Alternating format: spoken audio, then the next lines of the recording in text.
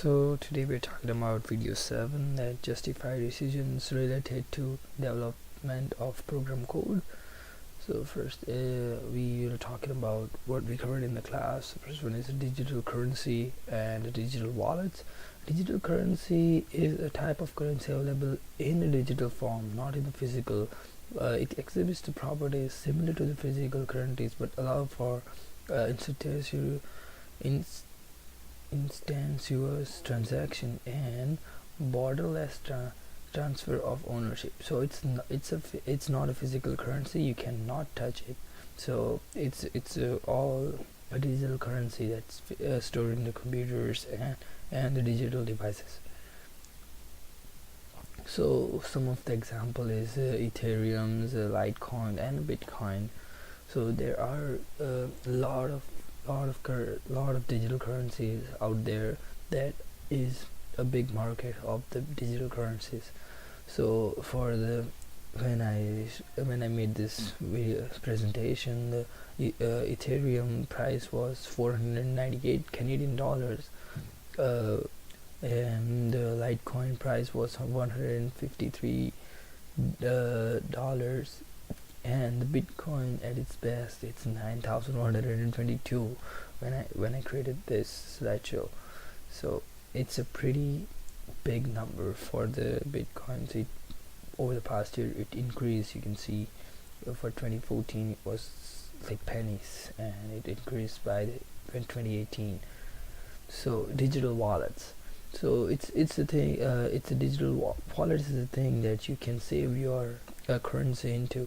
So these are some photographs of the digital wallet where you can save your currencies, which is off air, so it's not connected to the internet. So that's a protected wallet.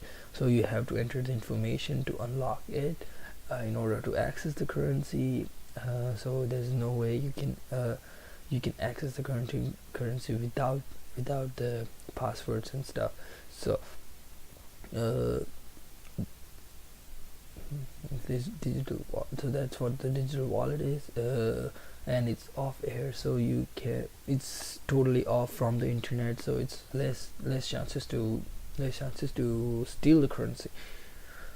So you have to protect the resources of your hard disk. You have to provide some gigs that can only allow for prevent from malicious things in your hard disk.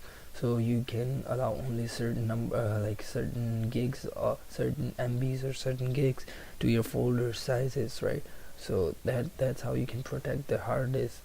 You can provide a security passwords on your hard disk that or permissions to the hard disk that only if certain user can allow to access the hard disk. So that's a good way to protect your hard disk. If your mobile is like a battery consumption for your mobile, for example, for your mobile device is affected of viruses.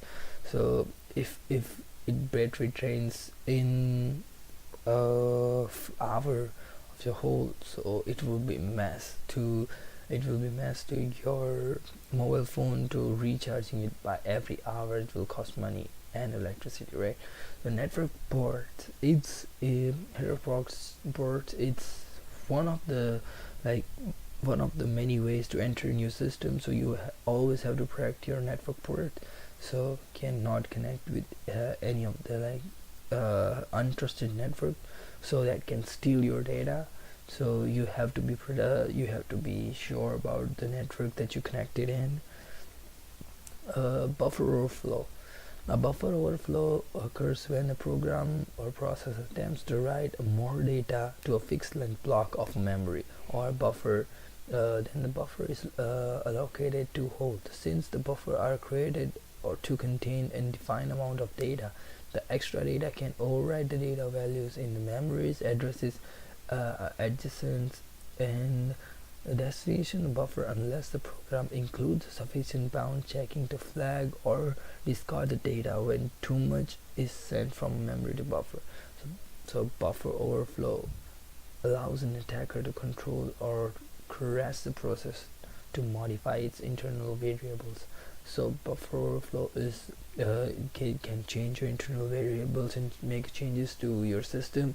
So it's a very dangerous thing. Okay. So that's it for the video 7. Thank you for watching.